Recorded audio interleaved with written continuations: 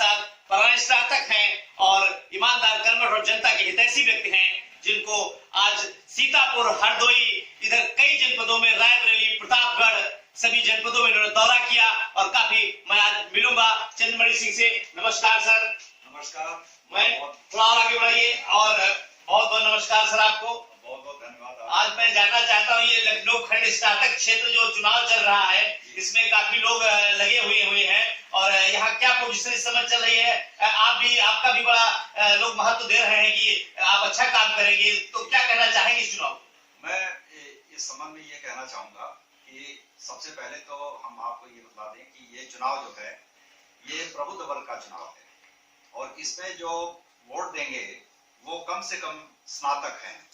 तो स्नातक का अर्थ तो ये हुआ कि वो अपने विवेक से और जो भी कैंडिडेट्स हैं उनको जांच परख कर अपना मत का इस्तेमाल करेंगे। इसलिए मुझे पूरा विश्वास है कि इस क्षेत्र के जो स्नातक हैं वो जरूर ऐसे व्यक्ति का चुनाव करेंगे जो उनकी उम्मीदों पर खरा उतरे।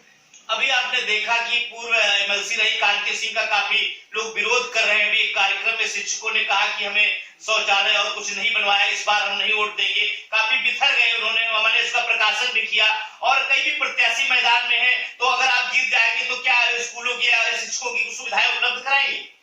नहीं, जरूर। हम जहां तक कि कांति सिंह जी का सवाल है तो ये सवाल तो दरअसल उन्हीं से पूछा जाना चाहिए कि वो और उनके परिवार में कुल मिलाकर करीब 18 वर्ष तक एमएलसी का पद रहा है, तो उन्होंने क्या किया क्या नहीं किया, जनता तो स्वयं उनसे पूछेगी और जनता इसका स्वयं जवाब देगी।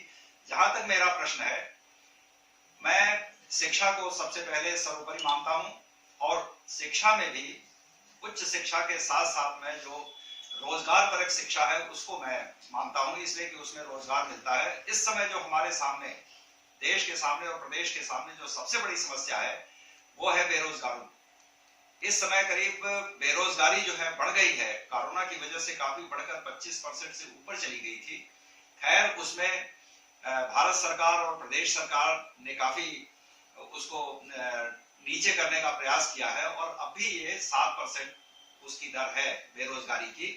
तो मैं तो ये चाहूंगा कि हमारी ये उच्च प्राथमिकता होगी, सर्वोच्च प्राथमिकता होगी कि बेरोजगारों को रोजगार मिले और हुनरगारों को हुनर मिले और रोजगार मिले। आप देख रहे हैं चंद्रमणि सिंह को, सुना RNT न्यूज चैनल पर, और बता रहे हैं कि बेरोजगारों को रोजगार मिलना चाहिए, ऐसी शिक्षा का रोजगार मिले जिससे लोग लाभान्वित हो सके। हम आज आपको चंद्रमणि सिंह को दिखा रहे हैं जो कई जनपदों में इनका वर्चस्व है और काफी शिक्षक इनके आते जाते हैं और ऐसे ईमानदार, कर्मठ और जनता के हितैषी प्रत्याशी से आज हम मिल रहे हैं श्री चंद्रमणि सिंह जी से। ये चुनाव कब है? ये चुनाव 1 तारीख को यानी 1 दिसंबर को इसमें वोट पड़ेंगे और कहां पड़ेंगे इसकी सूची सरकार ने जारी कर रखी है, दे रखी है। ऑनलाइन पर भी ये सुविधा उपलब्ध है और सबसे बड़ी बात तो यह है कि जो वोटर्स हैं वो सभी स्नातक हैं, वो सभी पढ़े लिखे हैं, उनको और कुछ बताने की आवश्यकता ही नहीं है। उनका विवेक और उनका जो अब तक का देखा है उन्होंने, 70 वर्षों का जो इतिहास रहा है हमारे स्वाधीनता का, उसके बाद किस तरीके से क्या हमने खोया है, क्या हमने पाया है, इसका पूरा मूल्यांकन वो करते होंगे और करने के बाद वो जब कोई निर्णय लेंगे तो मैं समझता हूं कि वो निर्णय बहुत ही अच्छा होगा, बहुत ही जो है प्रौढ़ निर्णय होगा और उसमें किसी के परगलाने या किसी के जो है वो करने की उस पर उनके ऊपर कोई असर नहीं होगा। देखिए कितना अच्छा जवाब दिया हमारे चंद्रमणि सिंह जी ने कि मतलब किस तरीके से, मतलब जिस तरह आप अच्छा काम करेंगे तो अच्छे के लिए चुने जाएंगे। तो कभी सभी स्नातक है, पता है कि सभी पढ़े लिखे लोग कितना सम्मान दे रहे हैं स्नातकों को।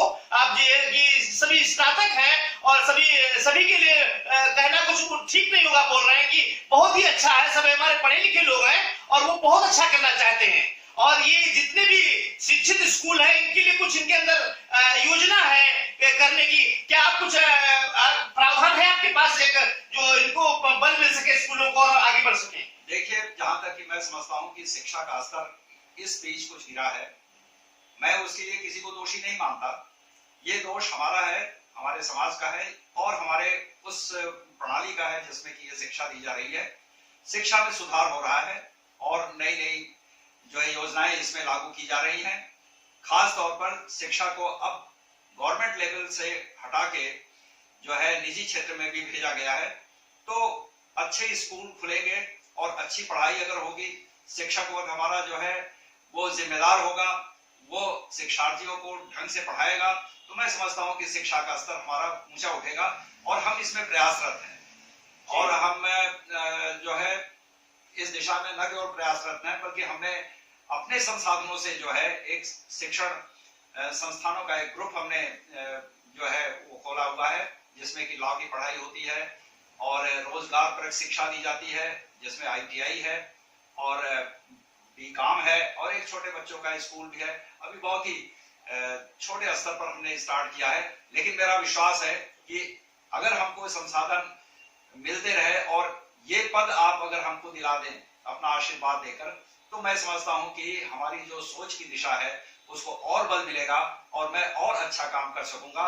और जहां तक कि हमारे व्यक्तित्व का प्रश्न है, ये खुला आईना है, इसमें हमें कोई चीज को करने की आवश्यकता नहीं है।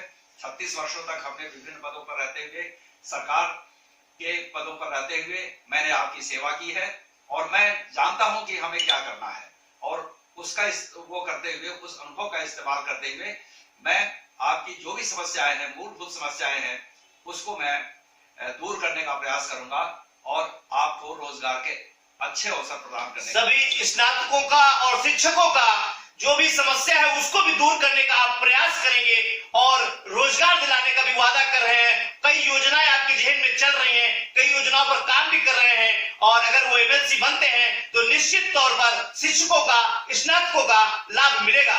आप लखनऊ समेत हरदोई, सीतापुर, रायबरेली, प्रतापगढ़ कई जगह दौरा किए हैं, आपको कैसा महसूस हो रहा है? मतदाता की तरफ रुझान बढ़ाए हुए हैं? मैं रोमांचित हूँ, इसलिए कि मतदाता हमारे ऊपर भरोसा कर रहे हैं और जिस तरीके से उनका हमें रिस्पांस मिल रहा है, उस रिस्पांस को देखते हुए मैं समझता हूं कि ये बड़ी अच्छी चीज होगी और मुझे पूरा विश्वास है कि मतदाता हमारे विचारों से सहमत हैं और हमको अवश्य मतदान करेंगे हमारे पक्ष। बहुत बहुत धन्यवाद। चंद्रमणि सिंह जी थे, आप सुन रहे थे RNT न्यूज चैनल पर। आप देख रहे हैं स्नातक से चुनाव लड़ रहे हैं और बहुत ही ईमानदार कर्मठ हैं, जनता के हितैषी व्यक्ति हैं, सूझबूझ से भरे हुए हैं, लोगों का विकास करने में सक्षम नजर आ रहे हैं। बहुत बहुत धन्यवाद आपका हमारे चैनल पर आने के लिए। बहुत बहुत थैंक यू।